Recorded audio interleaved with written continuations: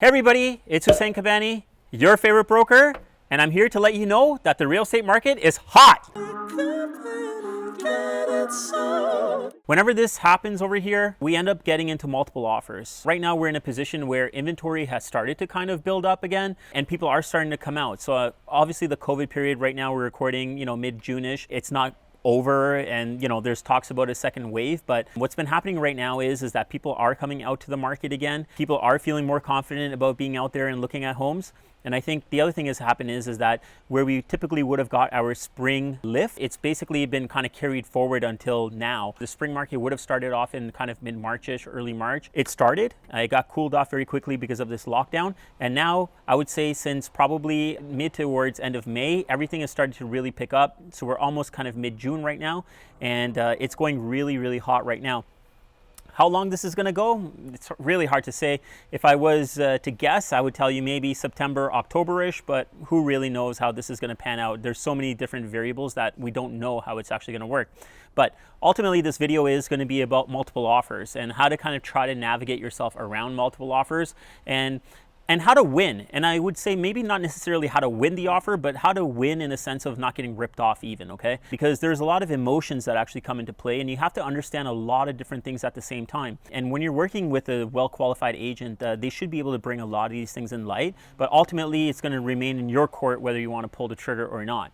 So I've made a couple of points and I just want to go through them. Hopefully this helps you guys kind of navigate multiple offers a little bit better. The first thing I think that you guys should do is that, especially if you haven't bought real estate before, bought or sold real estate before, you should understand what the forms are. Because it gets very complicated when someone is sending you via, usually now it's electronic documents, sending you, 15 pages to sign on font 0 and asking you to sign off on all this stuff and you feel like you're signing your life away. This is where panic already starts to set off, and there's so many other things that you have to be worried about and thinking about at this time. I don't think this is a time where you should be actually trying to understand the forms at the same time. If you're working with me, we have these forms that there are all the legal forms, but at the top of it, they're written in red and they're basically called, I believe, plain language forms. So it breaks down all what the legal stuff says in the clause by clause by clause. So it would show it what the legal clause is in black, and then underneath there in red, it would show you what it actually means. It's not a bad idea, guys, to just kind of skim through these things just so you understand what you're talking about or what you're going to be signing off on. And if you have any questions about these things, you can ask in advance because, like I said, this is not something that you want to be focusing on when you're trying to go into a multiple offer. So yeah, that's my first suggestion, is know what the forms you're going to be signing off on and be comfortable with what those are. Address the questions in advance. The next thing I would tell you is that the home that you guys are going to ultimately put an offer in on, you want to really understand what the comparable sales are. So you want to know what has sold in that neighborhood, how much it's sold at, what the condition of it was. You want to do all of this in order to get a gauge of how much this property is actually worth. If you're going into a subdivision and you're looking at a townhome, you want to look into that same townhouse. So with comparable sales, the way I like to do this is this. First, I want to look into the same area. I don't want to be going wide and going into different neighborhoods and stuff like that. I want to try to make it as specific as possible, because if you turn, 2 corners, down 2 streets, you could possibly be looking at much better or much worse of a neighborhood. So you really want to try to make sure the location really makes sense of where you guys are looking for these comps. The next thing what you want to do is you want to try to see if you can find the same style. So if you're looking at a townhouse, try to get it to a townhouse. And if it's a 2-story townhouse, try to stick to 2-story. Try not to go into 3-story.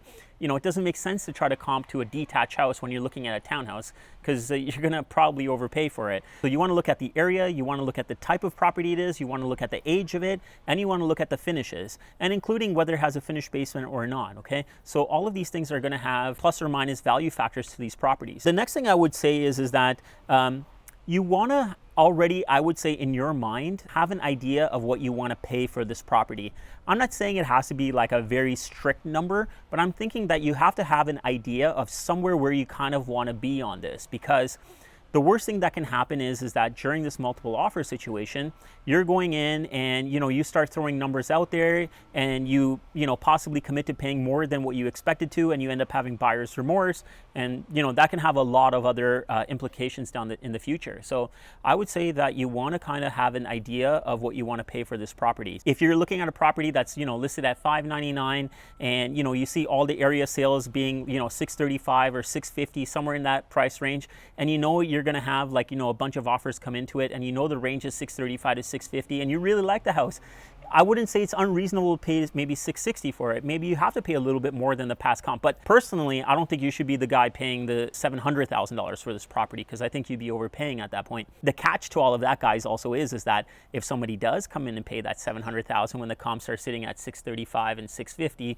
well, guess what? The next comp is going to be $700. Does that mean the next sale has to be $700 or more? No. But does that take your $635 to $650 and bump it up possibly to $675 to $685? Yeah, I think that does bump up the price. But I don't know. For me, I don't want to be that guy, out there setting it, unless it's something I really, really, really like, or my clients really, really like. And I would really caution them about this as well. I had a client last year. She really, really liked this house. We weren't in a multiple offer situation, but this agent has priced this house kind of high. And, we're running the comps, and we can come up with really, really, really good comps. It was a brand new area and similar type of build, obviously, similar finishes. We can come up with exactly what this house is worth today. But the agent didn't want to budge, and the buyer really, really liked this house, and she just didn't want to look at anything else. This is the only thing she wanted to buy. I showed her all the comparable sales. I told her we're overpaying for this property. She kind of wanted to still pay this extra, I would say about $20,000 for this property. Looking at it fast forward 9 months from now, she's actually way ahead of, what she would have paid. Like, she would have probably paid, if she bought that property today, she probably would have paid $50,000 more for it. I'm not saying that it happens all the time in that condition. If you're going to overpay for a property, you should know that you're overpaying for a property, okay? So you want to understand the area sales, I would say, and know what you want to pay for it. The other thing that comes into play is with offers, you have a couple of components that make a difference. So the first thing we talked about was price. The other thing is going to be a deposit. How much of a deposit are you willing to leave on the table with the seller, the seller's brokerage, I would say? Sometimes what would be beneficial is that, and this was kind of pre-COVID, is when we do offer presentations live in front of somebody, sometimes what I would do is that I would have the client bring a bank draft with them. So I would actually go into the offer presentation, present my client's offer to them, and I would actually show them the bank draft. Like, hey, listen, we have a bank draft, we're serious, it's made out to your brokerage, we're going to buy this property if we all agree on terms, and we're serious. Sometimes what ends up happening, and I think it happens incredibly rarely, okay? Sometimes someone doesn't show up with the deposit. At the end of the day, what are you going to do? You're going to sue, you're going to litigate. I don't know if it's going to be worth your time to do something like that. But I mean, it could happen where someone doesn't show up and you'd have to kind of scramble around and trying to get things back together. It does make it strong sometimes when you come up with that deposit. Right now, because of this COVID situation and whatnot, not a lot of the offer presentations, I would say none of them are being done live in person. And the deposit checks are going into the direct deposit into the trust account right now. So maybe that won't help, but something to think about is the deposit. And not only the form of giving them the deposit, but it's like, how much deposit are you willing to leave? Now, I would say a strong deposit would be something like 5% on a purchase price. So if you're buying something for $600,000, I would say a $30,000 deposit would be good.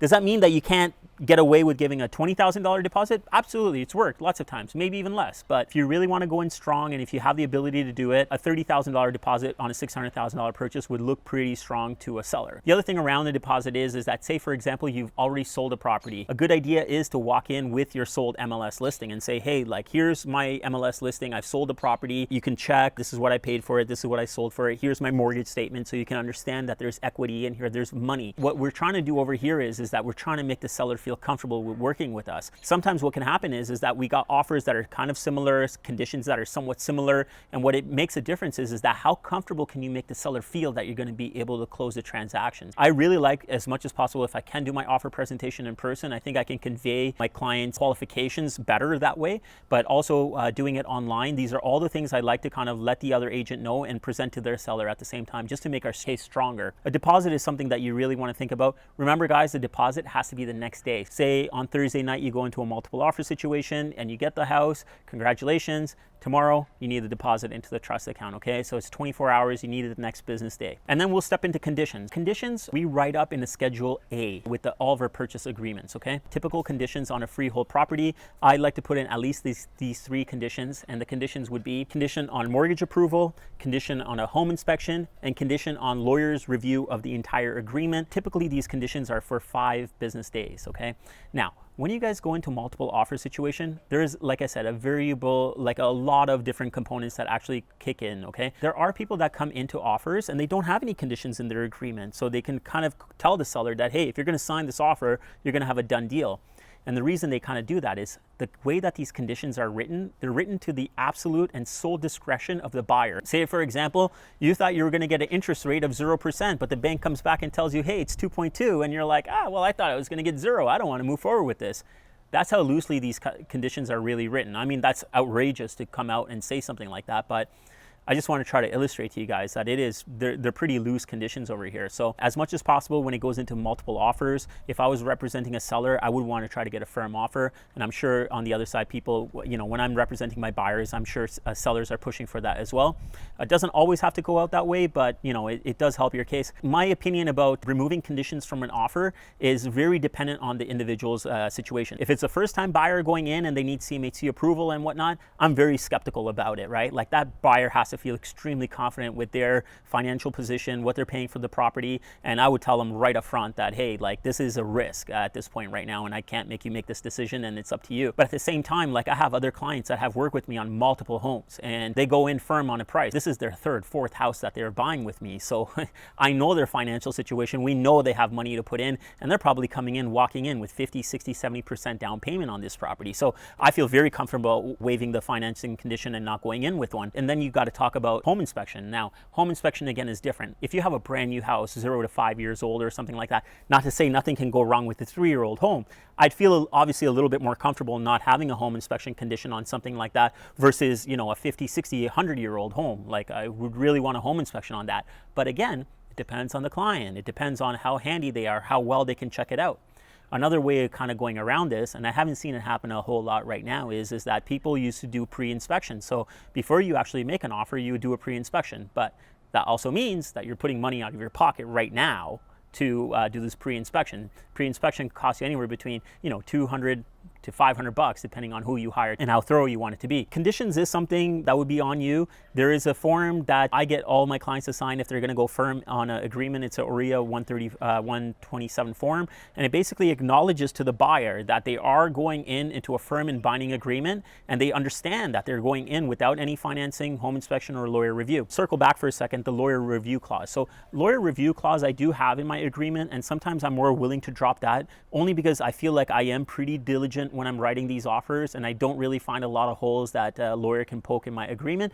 There have been things here and there I can't deny that a lawyer has pointed out. I don't think that they were catastrophic, maybe a couple of feet on the property here or there. It's not like they're going to cut the property and not give it to you when you close, but there is different varying information sometimes, so you do miss out on this. But overall, I would say it's not going to be massive, but if I can have it my way, I still want to have a lawyer review done on the agreement just so the buyer is comfortable with everything that I wrote in the agreement as well. Now, you understand the forms, you kind of understand the area sales, you've established a price mentally, what you want to pay, you figured out where you feel comfortable in terms of conditions, you know how much deposit that you're going to have to leave with them. I would say now you're ready to submit your offer. So what we can find out is how many offers are registered on a property. They can't tell you who it is, or they can't tell you price, they can't tell you conditions, they can't tell you very much about it except how many offers are actually on that property.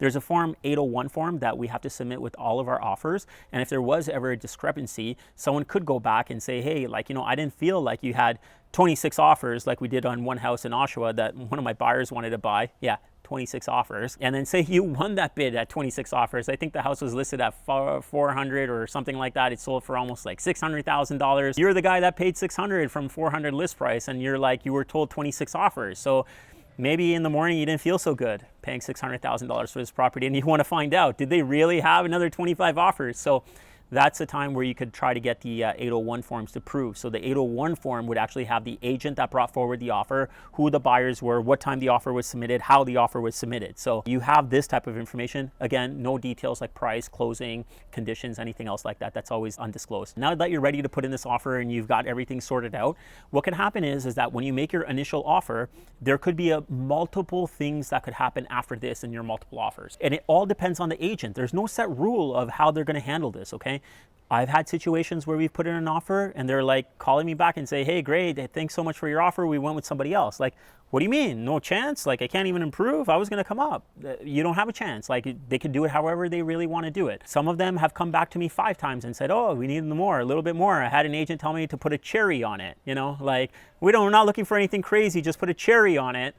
What does that mean? I don't know. How expensive a cherry is it? Is it a fruit cherry or a diamond cherry? I'm not sure. These negotiations can go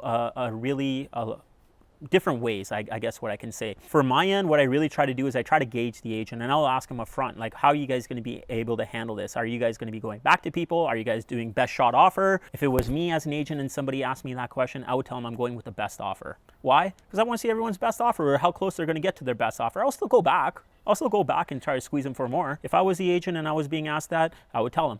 But some people say, oh yeah, we'll come in with your offer and then, we'll do 3 rounds or something like that. Some people actually tell you they're going to do 3 rounds, which I find is a little bit ridiculous, but it happens out there. But ultimately, guys, you don't know how it's really going to go. I think if you really like the house, I would say make a reasonable offer. Obviously, you don't want to overpay. And I think if you have a strong enough agent and the other agent on the other side is reasonable, I think that you're going to be able to kind of have another crack at it and try to figure out how to get closer to being able to get the house. But still, you have to keep all your things that you had originally outlined in your mind in check in terms of your price and conditions and where you want to go with everything. We had a situation even where there was 6 or 7 offers on a property recently, and I knew that we went in with a really good offer. My buyer really wanted to purchase this property, and I knew that we were probably going to be one of the best offers. I actually suggested to my buyer to go in a little bit less, but they didn't want to do that. They were thinking even higher, but I got them down a little bit, but not to where I wanted to go in. But we went in with this offer, and what I quickly realized out of the 7 offers was that we're probably the top 2 offers in this thing. So there was another offer that they were considering,